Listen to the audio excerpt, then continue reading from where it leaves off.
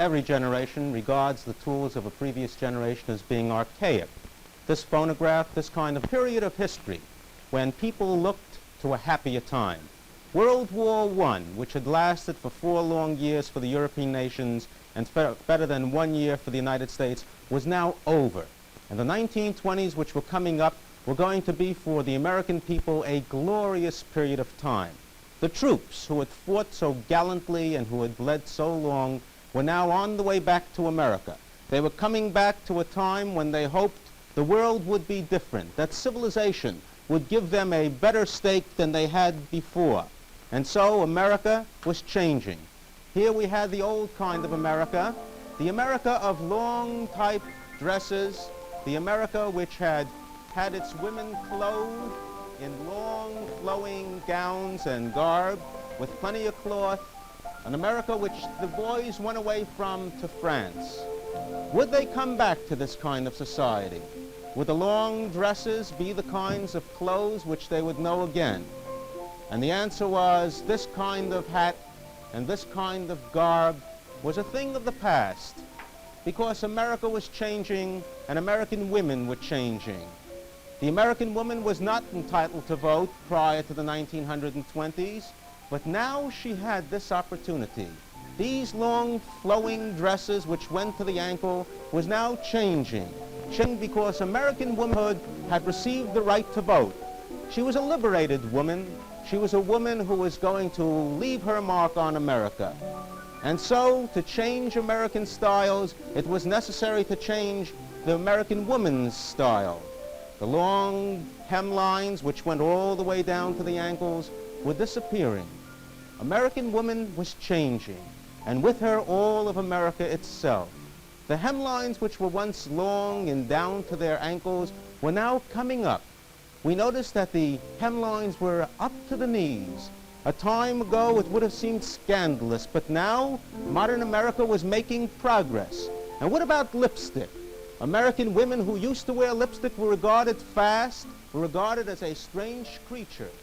But times were changing, and changing fast. Lipstick, rouge, mascara were the things which American women wanted to beautify themselves, to make them look handsome, to make them look more attractive to the male who was coming back from the wars. And so with the change of styles, there was a change in the way women went to the beach. No longer were they garbed in this long, cluttersome garments. Now, the baits, though they were still made of wool, were coming up a little higher. It was a little happier time. American woman was liberating herself. She felt wonderful, free.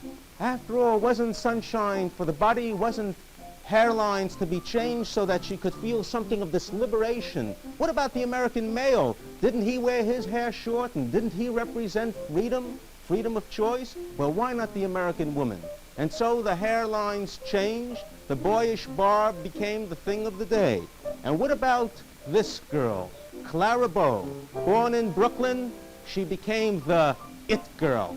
Now what is it? Well, I can't exactly tell you. It's something that the fellas knew about and the girls wanted to have it, but this was the America that was emerging in the 1920s. And this was indeed the America that was coming forward after World War I. America was changing, and the war had been a tremendous experience for her.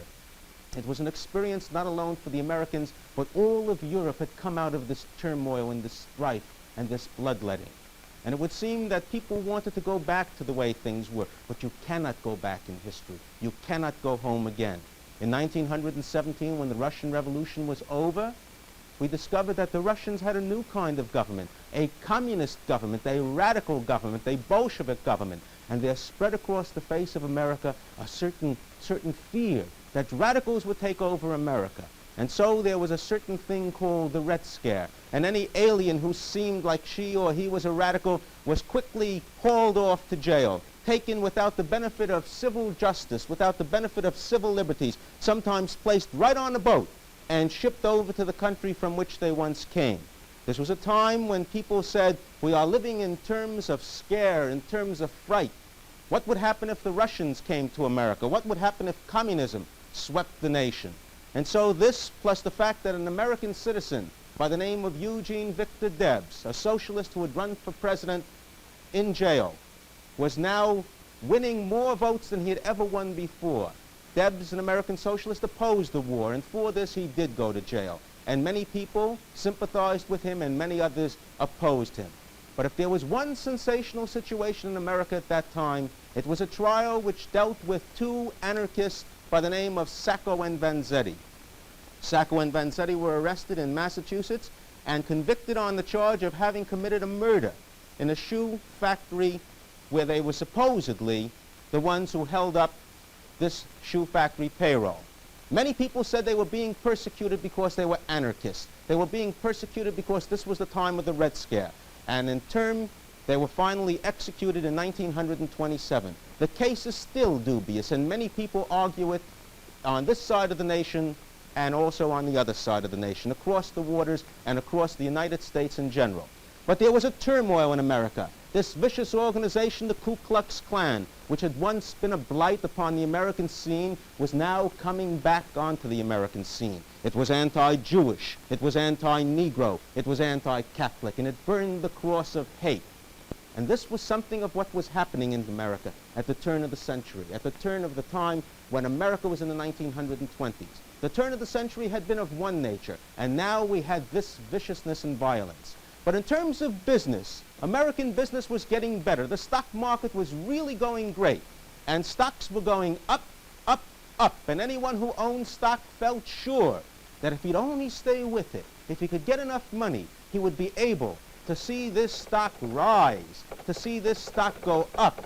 And if he only invested a little bit of money in a short period of time when he sold his shares of stock, he would be able to realize a great, great profit.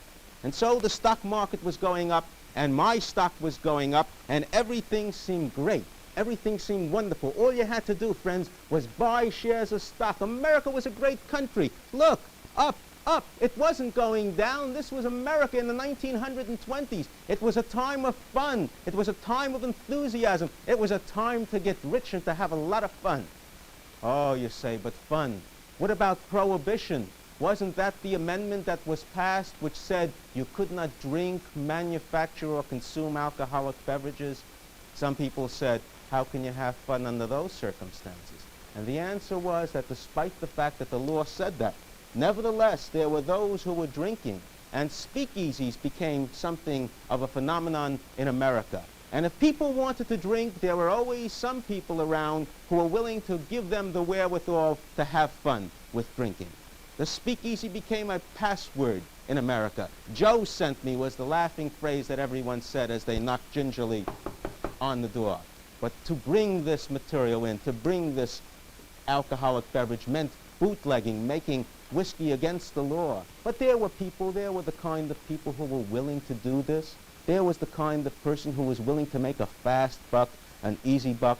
And so bootlegging and making whiskey became one of the biggest rackets in America. And in order to have these rackets, you needed ships, you needed stills, you needed all the things which it takes to make these things. Now some people said, but could they make good whiskey? And sometimes it was good and sometimes it made a person blind if they drank it. But what did they care? This was a racket. They were making money. Gangsters were coming in. And people who wanted the quick buck, the fast buck, said, yes, let's get some of that. But there was leadership in this. This wasn't a disorganized arrangement. Al Capone, the leader of the Chicago mobs, was one of the leaders of this entire movement of racketeering, one of the leaders of the entire movement of prostitution, of whiskey selling, of crime, of numbers, and all of the evil things which we see in society. Al Capone seemed to be the central person.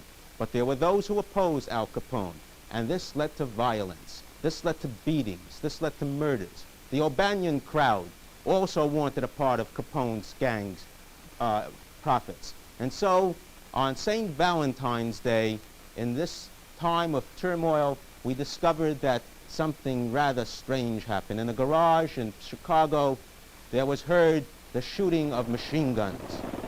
And there, for the police to find, lay 7 bodies, bodies of the members of the O'Banion gang. But this was only the gangsters and this bloodletting which people said, well, that's the way it works, and let's not take too much concern about it. Let's enjoy ourselves. Let's have fun. Let's really live it up. Let's enjoy the life as we can. This is the 1920s. It's a time for happiness. And how are you going to get happy? And how would you feel glad? And the answer was, with music. If we could only get music. And there was a new kind of music, a music which had come from the South, a music which mixed the blends of Negro culture and the American West. And these things were moving not only in New Orleans, but up the Mississippi into Chicago. It was a kind of music called jazz. It was a kind of music called Dixieland. And didn't we swing to it, and didn't we dance to it? And weren't these people making the music beautiful?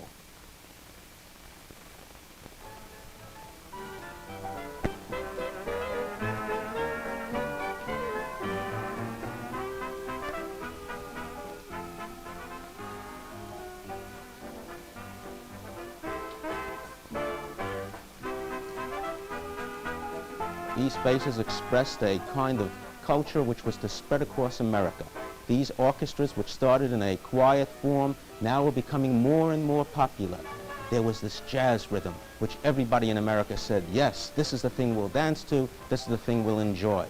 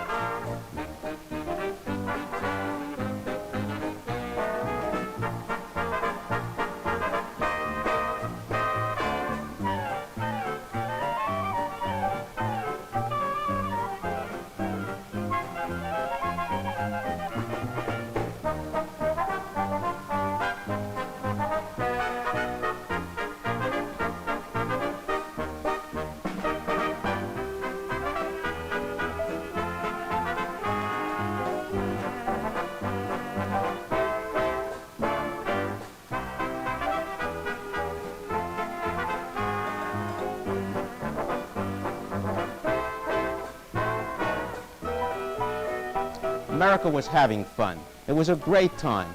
But what about Wall Street? Wall Street was going only one way, my friends, and that way was up. And you couldn't lose money because Wall Street was the place to make money. And you didn't have to knock yourself out working. You could work only by calling up your broker and saying, buy, buy, buy. And that's what people did. They bought. They bought on margin. They bought on just small fractions of money. But they knew that if the price went up, they could sell and make a fortune. And Wall Street was having fun.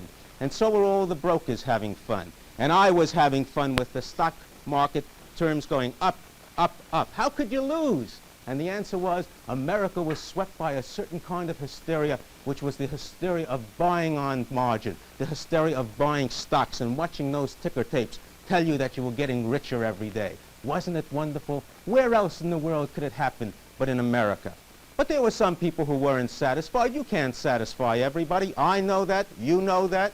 And so certain young Americans decided to leave this country. This young fellow, Ernest Hemingway, who was born in Oak Park, Illinois, and who desired to be a writer and who grew up in Michigan, decided to go to Paris. He said, I can get something of the feel of what life means. And so he did go to Paris, and he did write, and he became an expatriate. And here we saw a young man climbing to fame, a young man climbing to fortune. And there were others who went, others who desired to catch something of the Parisian flavor. Gertrude Stein, also a writer, but who gave us new forms of poetry, who encouraged young men and women who were coming to France to write, and a friend of Picasso's, a friend of Matisse's. It was an international set. It was a set that was moving out of the 19th century and firmly embedding its feet into the 20th century. But not everybody left America. Oh, no. We had men who wrote here in the United States. Take H.L. Mencken, for example. Mencken, a man who never went to college, a man who worked his way up as a newspaper man, came to write caustic remarks, was interested not only in his local milieu in Baltimore, but he was interested in the American scene and how it worked. And he poked fun at some of the silly things that were happening in America in the 1920s. There were men of sensitivity. A young playwright who had been a sailor, who was sort of sad-eyed, a young playwright who was first to write for an amateur group called the Provincetown Playhouse. His name, Eugene O'Neill. O'Neill, from these humble beginnings, from this background, was to win 3 Pulitzer Prizes in 1 decade and then come off with the Nobel Prize for Literature. This is what the 1920s was giving America. It wasn't all the happiness, it wasn't all the fooling around, it wasn't all the mumbo-jumbo of music and jazz. There was a serious sense and a serious vein. But people said that if there was one man who typified the 1920s, it was this man who was seen here with his wife and daughter. His name, F. Scott Fitzgerald. His famous book, The Great Gatsby. And here he depicted for all to read and to read today what these wild parties were like, what the rides in automobiles were like. And people said, yes, yes, F. Scott Fitzgerald has captured the 1920s. But I think that the 1920s were captured in a somewhat different way. This young girl is Edna St. Vincent Millay, and she was sensitive, and she mingled with a group that had met in Greenwich Village. And this Edna St. Vincent Millay wrote a poem which I think tells what the 1920s was about. And it goes, I burn my candle at both ends, it will not last the night. But ah, my foes, and oh, my friends, it gives a lovely light. And this business of giving a lovely light, regardless of all the burning of both ends, regardless of the fact that people were wearing themselves out, regardless of the fact that people didn't care about the future and were less concerned about the past. This was, to me, the 1920s. But there were new things coming into America, things which had come with invention and with change. The movies, those films which had worked at first in a silent fashion, were now being housed in large movie houses. And in order to have these large movie houses, you had to have someone for whom the audience could feel a sympathy, a relationship, a harmony. And there was just such a person, a young fellow who had come from Italy, a young man who had first come as a dancer, who danced the tango. This young man was to dance his way into the hearts of the American public. A man whose gorgeous-looking face attracted every feminine eye. This Latin look was to take him from dancing and from gardening into a new career. He became the lover of America. All American women who had said, ah, Rudolph Valentino, ah, Rudolph Valentino. And they dreamt their vicarious dreams of love in the arms of this great lover, Rudolph Valentino. When comes such another, they say? And at the age of 31, Rudolph Valentino passed away. But his American public didn't forget him, because in the rain which fell at the time he was about to be buried, hundreds and thousands of people lined the streets outside the funeral home. At first, this lining of the streets was orderly, and then people wanted to get in closer, and they wanted something to remember Valentino by, and turmoil broke out. And so one of the most fantastic funerals was that held for Rudolph Valentino. But people are fickle, and people forget, and there was comedy, and there was this man and the people whom he made laugh. There's Charlie Chaplin, the young man who dressed as a tramp, and in the picture called The Kid, he not only came to the scene by himself, but he used the youngster Jackie Coogan. It was a time of movies, of happiness, of rickety-tick, and all these things made America happy. And wasn't this a time really to be happy? Forget about the troubles, and Rudolph Valentino is gone. Let's move on to new things. What we need, friends, is a little bit more music. And there was Rudy Vallée, whose famous songs made him again the love of the nation. My time is a time when everybody likes people. And so Rudy Vallée was the man who sang his way into the hearts of America. And this singing was to make the people again forget their troubles and be happy. But what about other things, my friends? It's not enough to be happy, but if you've got money, if you've got cash, and if your stock market tape says, friend, you're making money, well, rejoice, it's wonderful, it's wonderful. The stock market tape said, yes, It's going up, up, up, and there's no other way in which it can go. And so everybody was happy. It was a great time and a great day. And this was a time when we wanted more and more sensations. Why not? Couldn't we have the money? Couldn't we have the fun? What was life all about but to have money, fun, the tape saying, good, good, go, go, everybody's happy. And this is exactly what America felt. But we wanted more than music, and we wanted more than just a plain sensationalism. We wanted something that would take our spines and tickle it. We wanted something that would excite us, something which we could take in a newspaper and identify with. We wanted sensationalism.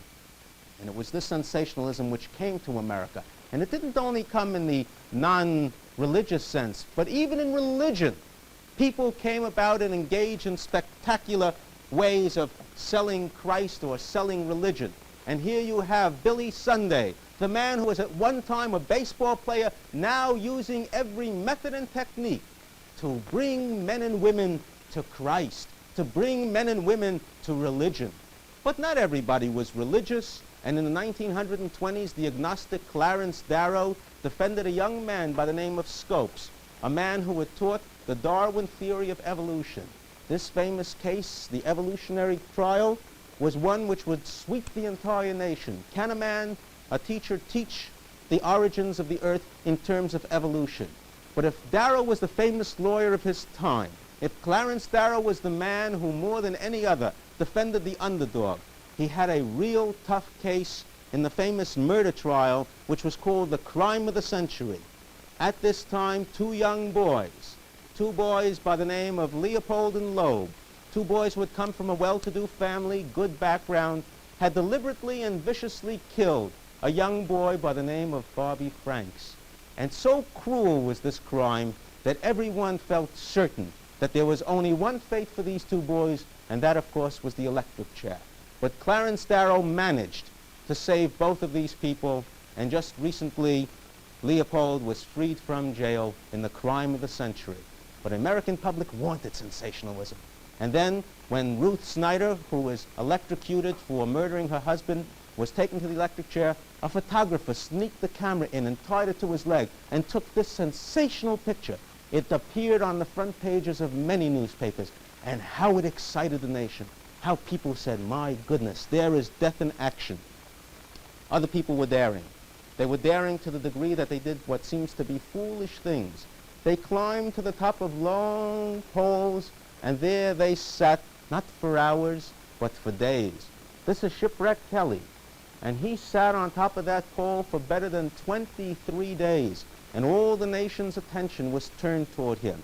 What great accomplishment is this, you might ask? Well, it wasn't necessary merely to accomplish. It was merely necessary to excite. And this did exactly that. It did excite. But accomplishment was had when a young man from Detroit, Michigan, went and decided to fly across the Atlantic Ocean. His name, Charles Lindbergh. And Lindbergh did, in a single-engine plane, fly across the ocean.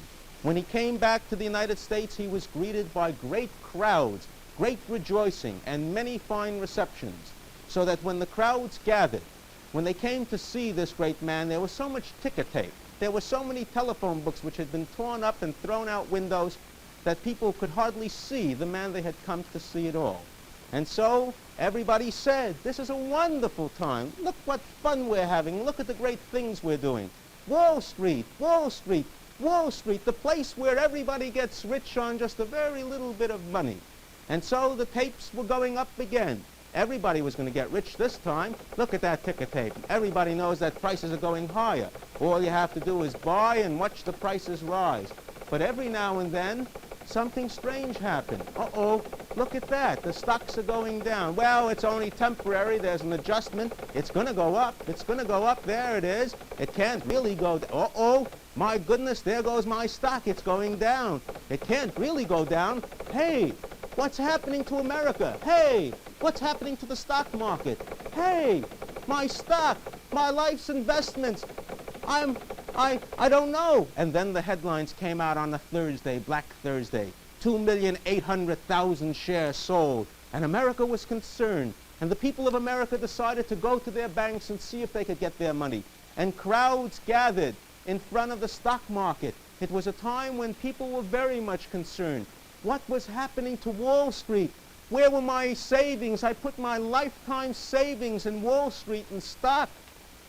And now what was happening? It seemed very hard to understand. You know, times were getting hard, and it seemed I just had some money, and I don't know what's happening to the stock, Barney. But you know, Barney, give us a little music for old time's sake, to kind of tell us what was happening and make us feel a little better. Times were getting hard. The man who had money was now dressed in a rather shabby manner. I was a man with a great deal of money, and now what? And now I hardly had a nickel to my name. They called it depression. They said times would get better, but they weren't getting better. And then on the street corners, I saw guys who were in the same outfit with me, veterans of World War. Apples on the street said, what was happening to this country? What happened to the stock market? And then there was the appearance of something else. People were actually getting food from bread lines. And I said, but this was a great country, and everybody told me that the stocks were going up. How could this be? And the answer was, it was happening. Even the farmlands, which we had ignored for so long, were now going into a condition which was rather horrible. The countryside had given way to erosion. The land was becoming unfertile, and in many places the land was turning to dust. And what were you going to do with that farm which once fed people and now couldn't feed the family who lived on it? And it was hard times in America because this was 1929. And it looked like we were going to have hard times for a long time to come. The faces of America were faces of sadness. The men who were once prosperous, who made this the great country, were now looking tired, willing, and able to work. And the question was, what was happening to our country? They told me, Barney, that my stock would go up. Up, they said. And now I'm white, I have nothing, and my wife and kids are without anything. And is Barney, could you lend an old friend, a good friend, a dime? Just one small dime to get me by on? Please, Barney.